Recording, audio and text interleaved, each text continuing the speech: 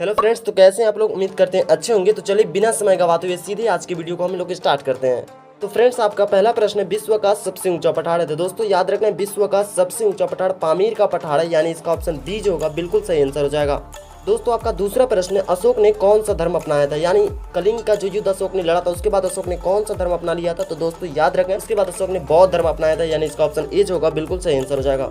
दोस्तों आपका तीसरा प्रश्न है, भारत का राष्ट्रीय चिन्ह क्या है। तो दोस्तों याद रखने, भारत का राष्ट्रीय चिन्ह अशोक चिन्ह है, यानी इसका ऑप्शन बी जो होगा बिल्कुल सही आंसर हो जाएगा। दोस्तों आपका चौथा प्रश्न है, मनुष्य की शरीर की सबसे छोटी हड्डी कौन सी है। तो दोस्तों याद रखने, मनुष्य की शरीर की जो सबसे छोटी हड्डी होती है वो स्टेपीज होती है, यानी इसका ऑप्शन ए बिल्कुल करेक्ट आंसर हो जाएगा। दोस्तों आपका पांचवा प्रश्न है, प्लासी का युद्ध कब हुआ था। तो दोस्तों याद रखना, प्लासी का युद्ध 1757 ईस्वी को हुआ था, यानी इसका ऑप्शन बी जो होगा बिल्कुल सही आंसर हो जाएगा। दोस्तों आपका छठा प्रश्न है, चंपारण सत्याग्रह कब हुआ था। तो दोस्तों याद रखने, चंपारण सत्याग्रह 1917 ईस्वी को हुआ था, यानी इसका ऑप्शन डी होगा बिल्कुल करेक्ट आंसर हो जाएगा।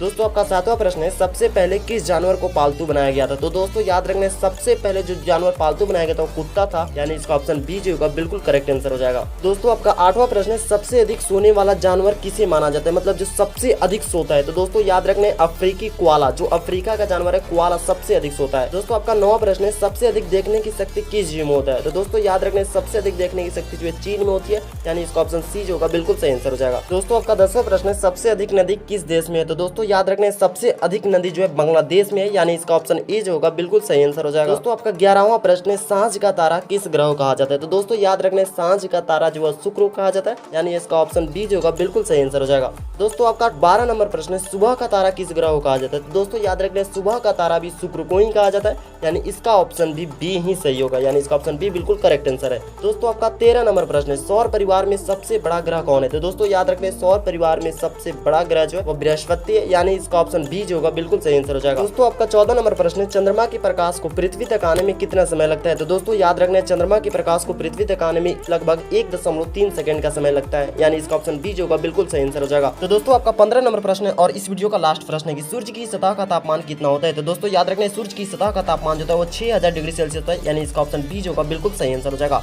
तो दोस्तों हमारे द्वारा बताए गए ये 15 प्रश्न कैसे लगे कमेंट में जरूर बताइएगा। मिलते हैं नेक्स्ट वीडियो में, तब तक ले जय हिंद जय भारत।